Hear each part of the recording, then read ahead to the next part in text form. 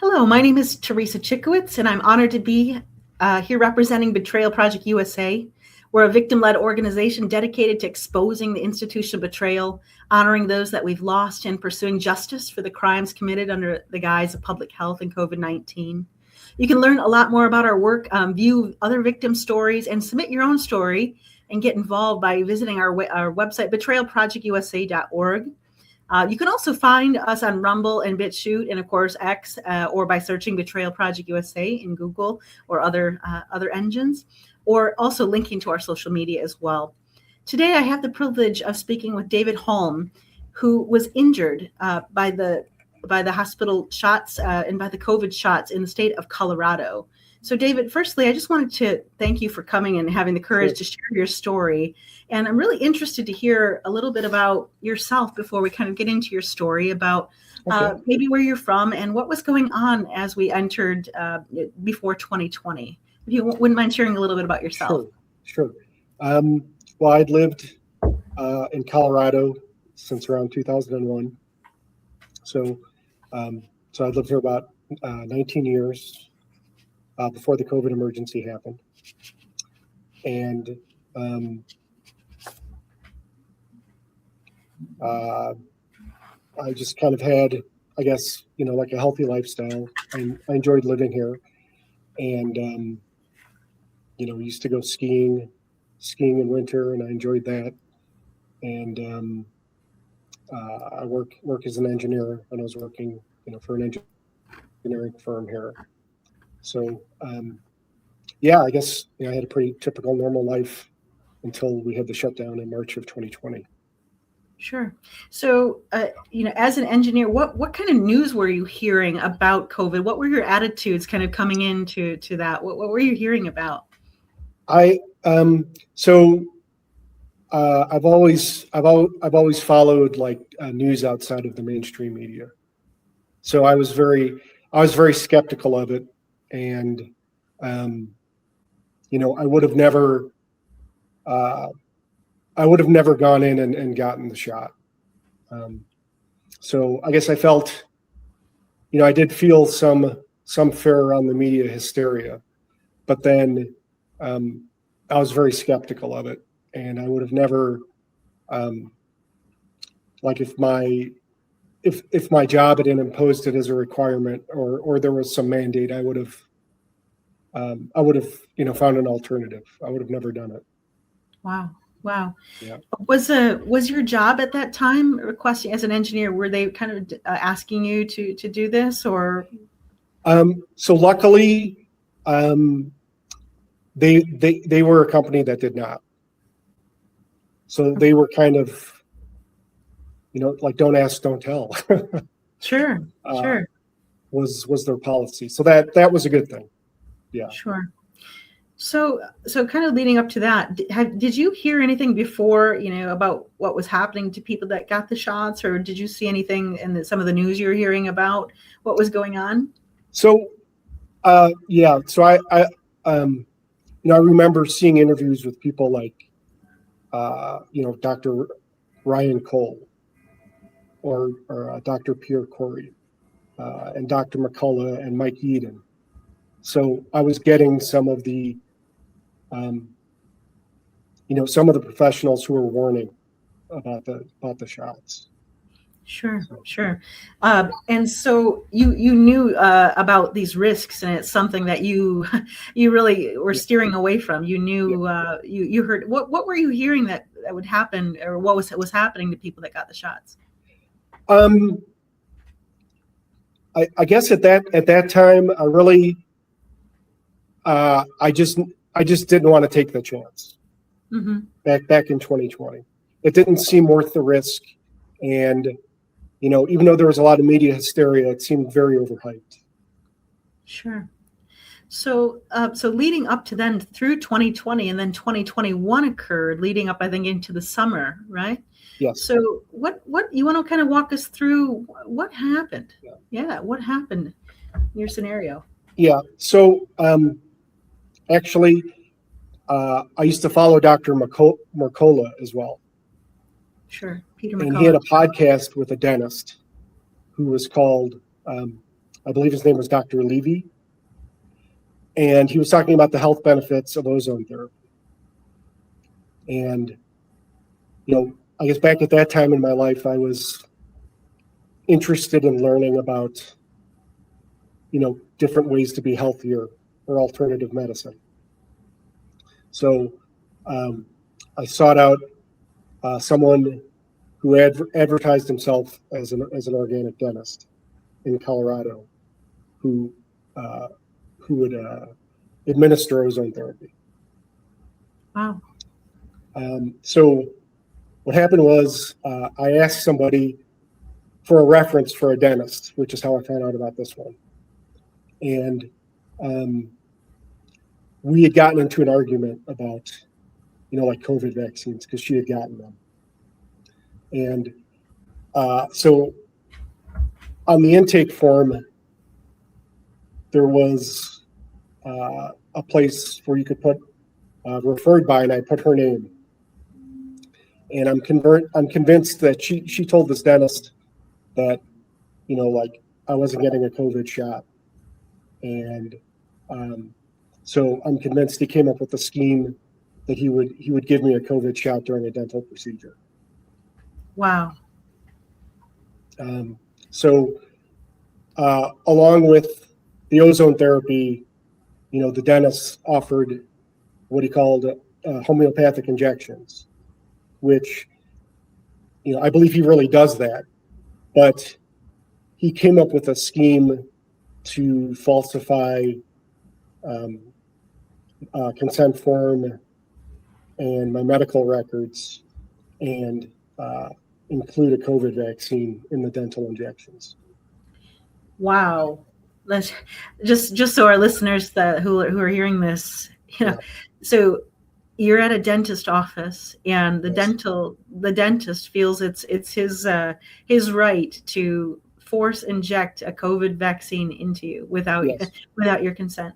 Yeah, and I had sent you the consent form as well, and the way it was worded was, he had words and quotations, and he had homeopathic in quotations and what the shots usually contain.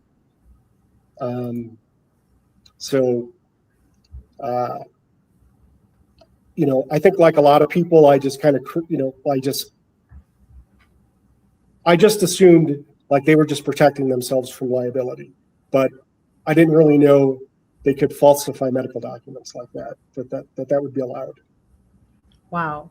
So I'm looking at the consent form here, and you're showing that nowhere here on the papers that you were given indicates that you authorize a COVID-19 vaccine to be injected. Yeah.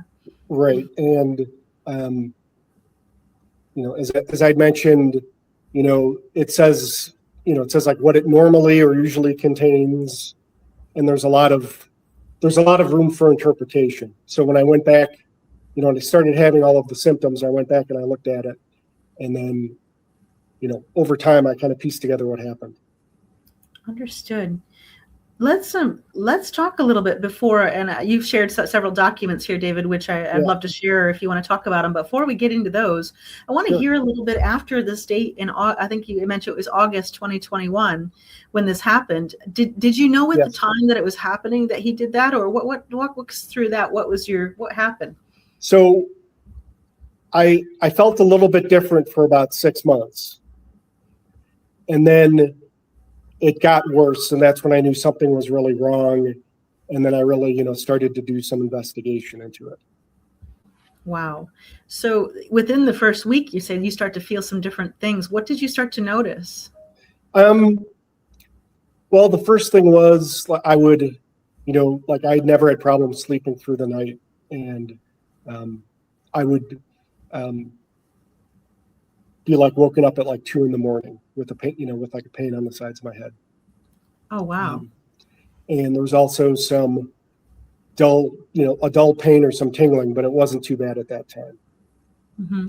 Mm-hmm. I'd also had a checkup at the doctor, and she ran a couple of tests for inflammation as part of that lab report. And even though it had just happened, my inflammation markers were extremely high.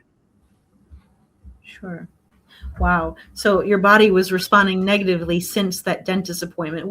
I don't know if you Yes. could talk about what was that dental appointment for? Was it a routine checkup or a cleaning or Well, yeah? so it was for ozone therapy based on what I saw with that interview with Dr. Mercola. And then, the dentist kept pushing these homeopathic injections as part of it. Mm-hmm. And so I didn't, of course, I didn't understand what he was doing. Mm-hmm. Mm-hmm. And so you go home, you think it's just a standard injections that he's giving you, these homeopathic injections. All of a sudden you start to feel pain on the side of your head.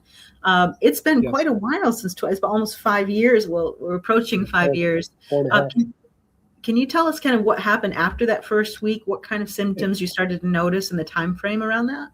Yeah. So it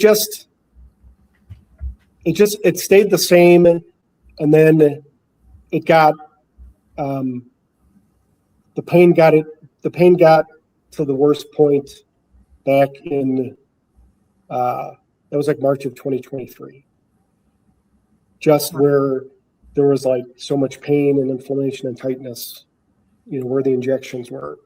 I barely slept for a few nights. I was really sick. And then miraculously, it didn't go away, but it kind of like baselined at a level that wasn't as bad. But it's kind of it almost feels like, like you're getting a constant low-level electrical shock. Wow. Okay. And that's never really gone away. And I would say even in the last month or so, it's kind of picked up and it's gotten worse again. Mm-hmm. Mm-hmm.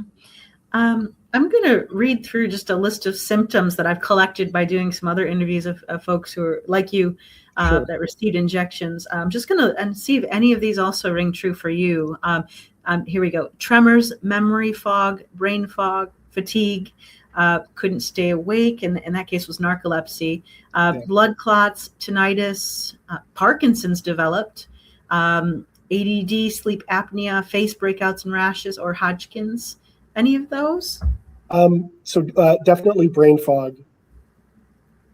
And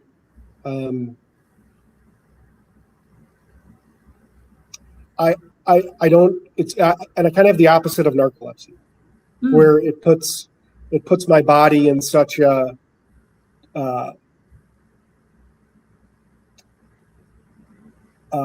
disturbed state that, like I used to be able to take naps or sleep 7 or 8 hours through the night. So it's like I never can really nap anymore. And, typically I might sleep 4 or 5 hours a night, and then at 2 or 2:30 in the morning, the pain knocks me out of sleep. Wow. That's incredible. So after the first week, and then you start to realize something happened at this appointment, you can identify the date of the change. When did you start realizing that maybe you were injected with something other than homeopathic medicine?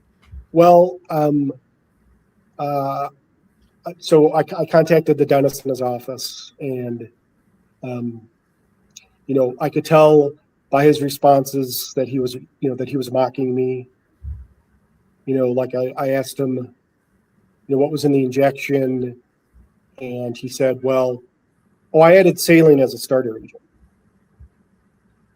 And, he would make statements like, our office is very antiseptic. Something must have happened when you left. So I could tell he was, I told him about the inflammation as well. And he said, oh, well, you should, take some celery juice. So I could, I figured out that, he lied about everything, and his intention was to hurt me. And in his sick mind, he was probably seeking enjoyment from me contacting him and, asking for help. Wow. So yeah, he said no, it couldn't have been our office. It's probably something that you did on your own when Yeah, all of a sudden after this visit. he Yeah. recommended some homeopathic that did nothing. And Mhm.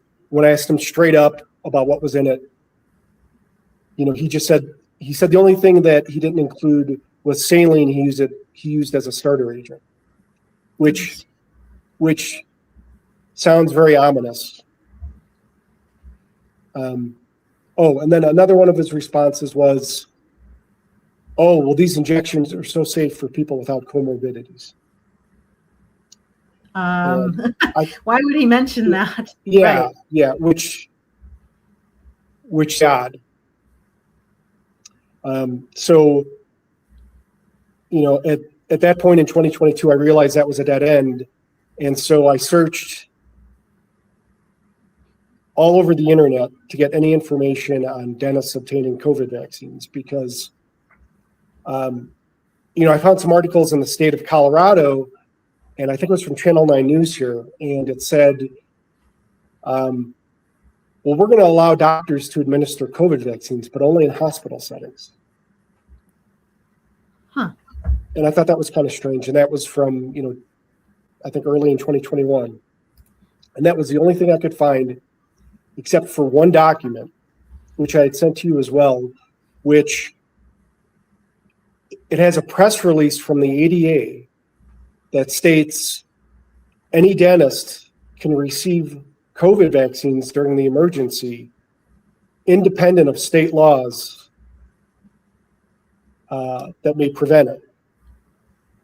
So any dentist in the country could get COVID vaccines from the federal government and bypass the state health departments. Wow, that is an important piece of news right there. I think nobody knows that actual COVID-19 vaccines were shipped to dentists. We're looking at an article by Jennifer Garvin, it looks like in March 12th, 2021, that says from ADA News, dentists, dental students among providers now authorized to administer COVID-19 vaccine nationwide. This is insane. Yes. So, and if you scroll down, the part I quoted is in there where it states, the Department of HHS head or secretary, made this proclamation to let this happen. And, that's kind of a key element that you could just bypass, the state of Colorado Health Department. You could bypass it. This is incredible. Yeah. But March. Go ahead. Yeah, sorry. March 11th, the announcement of the Federal Register stated this is where they can find that information, that this is actually authorized by HHS. And 28 states at that point already enlisted dentists to administer the vaccines. Wow. Yeah. Yeah. And I'm sure we'll discuss it more later, but it basically gave a pipeline for medical professionals to get COVID vaccines from the federal government. And they have no idea, or they're hiding how these vaccines were administered. Because if they didn't advertise them to the public, but they got them from the federal government, how do you know who has them? Because I went to the Boulder Department of HHS and I went to the state of Colorado Health Department, and I said, will you investigate? Why don't you look into this? And, they basically said, well, that's not our problem. You didn't get them from us. So you think these agencies are there to protect you, and they're there to protect, the healthcare workers. They're not there to protect you. So Right. I think any reasonable person would think, dentist is falsifying documents and administering COVID vaccines during a dental procedure, not in my arm, which, again, that's another thing that's crazy about it. And they were just like, no, not our problem.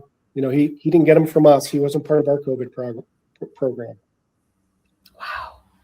Wow. That's Yeah. But for him to say, the thing that he's giving it, it shouldn't affect you because you don't have any comorbidities. Where did we hear that before? Right? We Yeah. heard Well, that. yeah. That was one of his first email responses, and it was very, yeah. Right then I hadn't pieced together what happened, but yeah, it was very scary seeing that. Right. So you're having trouble sleeping. Your face is painful in the site where you got the shots. Your body is reacting with inflammation markers. You're calling the dentist saying, "What did you do to me? Like, what did you give me?"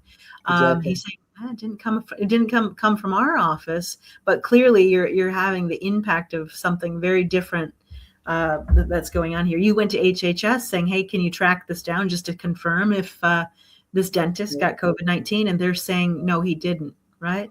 Well, yeah. So what happened was, I got that one document that was put out by the ADA. So that was very important. And I scoured the internet and the Department of HHS website. I looked everywhere. I could find no documents at all on the program. So either they scrubbed the documents or they just kept it, quiet to the public. Wow. And in 2023, I did file a complaint with the Department of HHS, and it took about a year and a half, and they came back with a report, and they said, well, we're dismissing it because there's no evidence. And, as I've, posted to them on Twitter, they talk about they want to investigate wrongdoing, and, I had a post about, well, you won't do an investigation, so how can you come to a conclusion? They said there was no evidence. Wow. So I'm pulling up a few of these documents here, David. So some of the evidence that you have, and they didn't even request any of these things that you've put together. Correct. So this document that here comes from the Colorado Department of Regulatory Agencies. Do you want to talk about this one? What this one was? Is it from the Colorado Dental Board, or? Let's see. Your complaint regarding Dr. Jerome has been reviewed by our office. After due consideration, the facts presented do not amount to a violation of the Practice Act. That one. Yeah. Okay. Yeah. So let me backtrack a little bit leading up to that. So by the end of 2022, I'd kind of determined what had happened. And then in 2023, I decided, well, I'm going to go and apply to the agencies that would regulate this kind of behavior. And my first complaint that I lodged was with the State of Colorado Naturopath Board. And I had sent you a copy of this. They'd even given this dentist a cease and desist earlier in the year. Sure. Colorado Dental Board, this one. Okay. Yeah. Yeah. So he was given a cease and desist by the Naturopathic Board. So I thought I would start there. And so I filed a complaint and they dismissed it. Unfortunately, they didn't give me an electronic record or anything. I just spoke with them over the phone. Okay. So then my next step was to register a complaint with the State of Colorado Dental Board. And that's the documents that you look at where they're basically saying, well, we can't tell you what happened, but no laws were broken and we don't condone what he did. So, if you, really consider what they're saying, they're basically covering it up. Wow. So when we think that you're going into a dentist or a doctor's office and you think that you're supposed to be given informed consent about what you're given, they never mention anything about this, yet you're having symptoms, yet they're denying everything, right? Right. And also I sent you the only medical record I have from the appointment other than the consent form was he called it 2 milliliters of a mixture. I saw that. Yeah. Yeah. Along with the strangely worded consent form. And then also in 2023, I thought, well, I'm going to request my vaccine record from the state of Colorado, which I sent you. Mm-hmm. And of course, it's not recorded on there. as well. So we're looking at that right now here on my screen. Yeah. Colorado immunization record. You have your Hep A, and we're scrolling down at the COVID-19. It says, and there's nothing listed there, right? So you clearly did not authorize it because you would have remembered getting it. Yet, the dentist has the ability to administer that by law. Yeah, well, in that way, because the way he gave the homeopathic injections, it was two into the back of my neck and two in the roof of my mouth. Wow. And of course, it seemed really strange at the time, but you can imagine what side effects you're going to have. Let's say that people have minimal side effects. It's still not supposed to be injected in that way.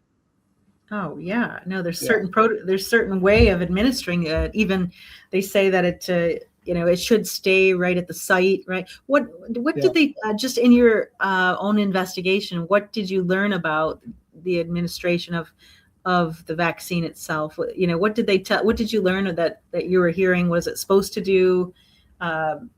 Do you have any knowledge? Was it supposed to stay at the site or travel through your whole body? Do you remember? At the time I remember, the mainstream media outlets were saying that, it stays in the arm, it only stays in your body for 30 days. But then, as I mentioned, like I would also listen to Dr. Ryan Cole and Dr. McCullough and Michael Yeadon, who used to be an executive advisor. And, they were,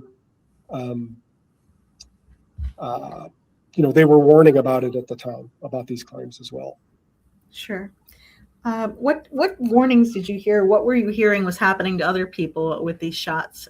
Do you remember hearing some of the things? Well, yeah. I mean, I remember seeing footage of, like there was a woman immediately after they got the shot administered, she, went into a seizure. I saw some of the videos like that. And then also, I just thought it was very strange that the government was trying so hard to mandate this for everybody. That seemed very suspicious. Yeah, very clearly it was an orchestrated event. I mean, if dentists were involved, you have insurance companies that were involved, and they received quite a lot of money. I don't know if you're familiar with Dr. Brian Ardis, but I think he mentioned if he were to have administered these, he would have made $36 million. I think it was something to that effect. And since I've got, I got on X within the last year, and I follow Dr. Mary Bowden, and she was saying she would have made like $6.5 million. Yes. If she offered them to patients. Yeah, so there was a big incentive, right, to administer these shots, which clearly we're having. I think if we look at the statistics about the injuries, right, reported once these started to be admitted, you could see the spike in how many injuries were being reported, right? Yeah. Do you? I was just going to think. Were you able to report this to the VAERS system? I didn't, because to this day, I still don't have a manufacturer lot number and batch number. So it's not on my vaccine record. So I don't even know how I would report it. Mm-hmm, mm-hmm. So really, if somebody were listening to your story right now and they went to the same dentist that you did, perhaps, and are experiencing the same symptoms, and they happen to know their batch number, you would very much like to know that information.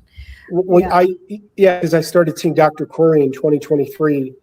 And, of course, I wanted to know what the lot number and the batch number was. Yeah. But just to let me continue, I guess, kind of sequentially.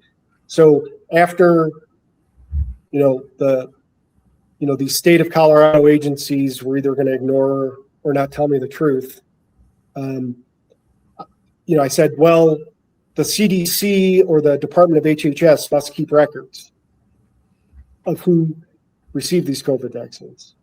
So I submitted FOIA requests, and I didn't send these to you. But both the CDC and the Department of HHS, I would enter a one-line FOIA request. What what COVID vaccines did you send to this dentist in 2021? And both the CDC and the Department of HHS will come up with any excuse not to reveal the information and not answer the FOIA requests.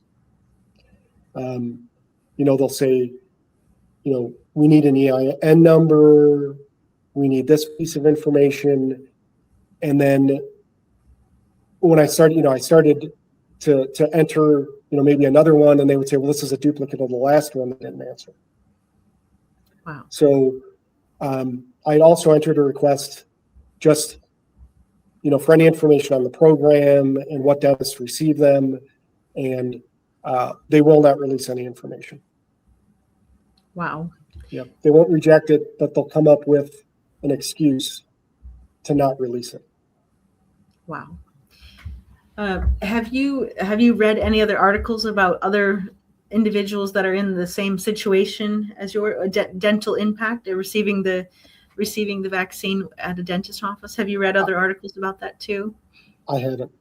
Okay. Yeah, it's after seeing what you sent us in the news from March 2021 that they were sending this to dentists.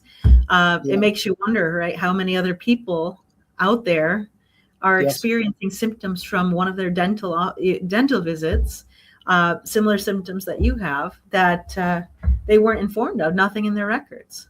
Right. And, part of my thinking was this dentist could have injected 50 people, and, they're going to cover it up. They're not going to, they're not going to admit to having, informed consent removed from all of these people with an experimental drug. Wow. We had talked a little bit about the financial reward, but what do you think was the other motive, or do you think there was another motive for that? Yeah, I think he was just a very hateful person, and I'm sure there's a certain percentage of psychopaths in the healthcare industry, and I think being able to perpetrate the subterfuge, and me coming to him after asking questions, I think he really enjoyed it. I think that's kind of the sick person he is. From the communications that you had dealing with him on the phone and the emails, yeah. And the referral, who told him I wasn't going to get a COVID vaccine. So, Wow. I think that gave him another, incentive to just harm somebody, that I didn't meet, that I was just giving all this business to. That was, it wasn't like part of my, regular dental appointments. Right. That's something that we've heard quite a bit in a lot of the stories, and we've heard over 1,300 dealing with hospital protocol deaths, things that happen in the hospitals where people that went in for a surgery were given, the vaccine against their will. The moment that they heard that you didn't want to be vaccinated, it's almost as if you put a target on you to say, we've heard stories, especially we've heard testimonies, and it's been recorded of certain nurses talking about, their viewpoint of people who do not receive the vaccine.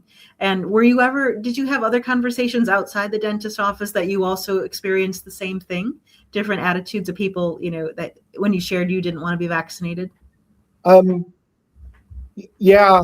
There were some friends and family and coworkers that, they kind of believe the narrative of, oh, we just all need to get this and everything will return back to normal.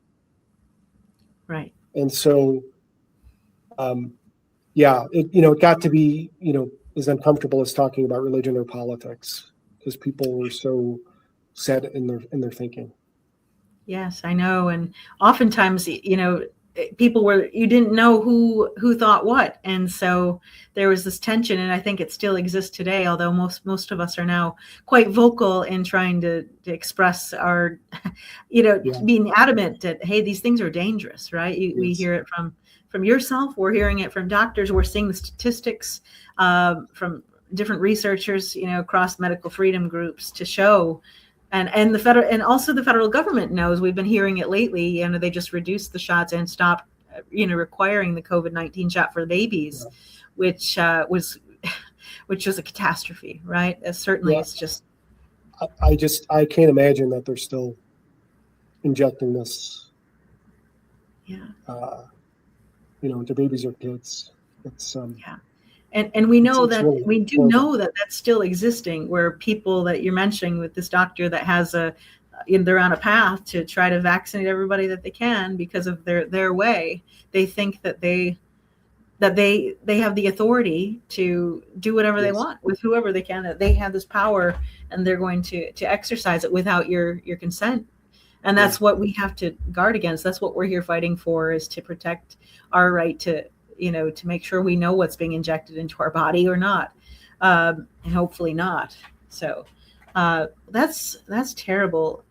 So you mentioned that you moved to Florida. Can you tell us a little bit about what, progressing with your story after in Colorado, you're going through all these agencies with no response or poor responses back from these agencies. You've been trying to get your story heard and find other people that have had similar things happen to you. Why? Can you tell me about your exit from Colorado and what happened from there? Yeah. So, my wife and I were looking at other, places to live, and, Colorado was seemingly becoming, a state of, more of a lockdown state where people were losing medical freedoms. So, we both have remote jobs. So, we decided to relocate to Florida right after this happened. So all of the research and the complaints and the follow-up and all of that have been while I've been living in Florida, because we moved right after this happened. Understood. Now, did the rest of your family also have the same viewpoint with the vaccines, or were you kind of unique? There were a few people that didn't get any COVID vaccines, but then other people were more repeating the government narratives, that you should get it. How do they react when you tell your story of the situation at the dentist? Wow, that's a great question. I think they just don't know what to say, because like most people, they just, they can't believe that any dentist could get COVID vaccines, and it's not regulated at all. And, just that somebody could be so, mentally disturbed to do that. I think it's really hard for people to comprehend that. So I think they just really don't know what to say. Yeah. And clearly, I mean, before this happened, you notice a significant difference after that date and time. It's not just you pick this date and clearly something happened in this date that's consistent with everything else we've heard as well, with the types of things that you've experienced. I'm sorry to hear that it's happened to you, and it shouldn't be happening. As an American person, this should not be happening. How, of course, you've explained some of your symptoms that you happened, but how has this injury impacted your life in general, and also your viewpoint about the health in general? Well, exercise was the first thing that that decreased, which just kind of becomes a cycle. Just where I felt more out of shape, but I really haven't been able to exercise regularly. So that's been difficult, and just any bit of like traveling or doing anything outside of my comfort zone of being home, and being home, working from home, it's very difficult. Like even if I take a trip and it's over 2 time zones, I feel like the jet lag.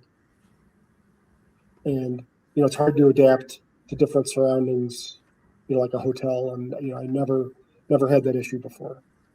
Wow. Wow. That really is something. Yeah. David, thank you again. I'm really happy that you found Betrayal Project USA. We as I mentioned, we have different support groups if somebody's Yeah. Going through something similar to you. We have particularly our trauma group as well. On Thursdays, but also, we have our general Monday night support group as well. So we always welcome yourself or anyone else listening to this to also feel free to join us there, to find other people that have had similar things happen. Are you currently, do you have a doctor that you currently, that you like right now that's helping you through through the symptoms? Yeah. So I saw an interview with Dr. Pierre Corey in 2023 that he was taking patients. Good. Yeah. So I've been seeing him for, just over 2.5 years. That's great. Yeah, we're connected with we're connected with other doctors as well across the nation. I've mentioned Dr. Brian Artis, Dr. Peter McCullough, a lot of great doctors. Dr. Mary Talley Bowden. We just did a podcast with her, and we work very closely with her as well. So always just making sure that people, you can check out our website, Betrayal Project USA, for our resources section. We have a special section on there for vaccines as well. A lot of the statistics, the history that we've been collecting, and we certainly would like to add your information to that. So if you have additional information, feel free to send it our way. We want to help other people. Sure. I'm going to ask you just a couple questions. I guess just one final question. If there's anything else that you'd like the world to know about your situation, and then also just in general, if you would give any advice to somebody listening to this, what would it be? Yeah. So the first thing is, if it's any kind of invasive, unnecessary medical procedure, just avoid it, because you don't really know who's on the other end of that, who's administering it, if they can be trusted, just kind of based on what I've learned, dealing with the agencies that regulate it. And then another thing I would recommend is don't ever sign a consent form. I understand if it's an emergency and maybe you don't have the time to consider it, but if you come across like a long consent form, and you don't want to read it, or it's confusing, like the one I received, just walk out. Because like in my situation, if I would have asked questions, I'm sure the dentist would have just lied about it. So I would say, if you don't understand the consent form or something doesn't seem right, just leave. And the last thing is, these government agencies, they're not there to protect you. They're there to protect their own interests and the healthcare workers. So if something like this happened to you, you can go to every state or federal agency, and they're not going to do anything. They're going to ignore you. Mm-hmm. Mm-hmm. So if you were to ask one thing from the government, let's just say all the agencies that what would you ask of them? I'd say it's what I've been looking for is, the manufacturer, batch, and lot number, and start from there. Because I know, there's a website where you can look up which batches had the worst side effects. So I would like to know that, and then I could actually file a VAERS report as well if I had that information. Wow, that's good. Well, I'm very thankful that you've shared your story, David. I'm very sorry that this happened to you. You are not alone. Betrayal Project USA exists to collect these stories, try to push them far and wide across the nation to make sure that we get to the bottom of this, and that we hold accountable, doctors like this and organizations like this who have committed atrocities against people such as yourself that were impacted. When you clearly identified, no, you did not want this. You knew the risks, and you did not not want this, yet you were the victim. So again, I just want to say thank you for telling your story publicly. If anybody is listening to this and this happened to you, certainly we want to collect as many as we can. So please come to our website, betrayalprojectusa.org, to submit your story. A volunteer like myself will reach out to schedule an interview like this one and prepare you for it. We're asking everybody to share this story far and wide to raise awareness about what's happening in dental offices, hospitals across the nation, and also among our medical industry that we need to take back to ensure that these terrible crimes never happen again.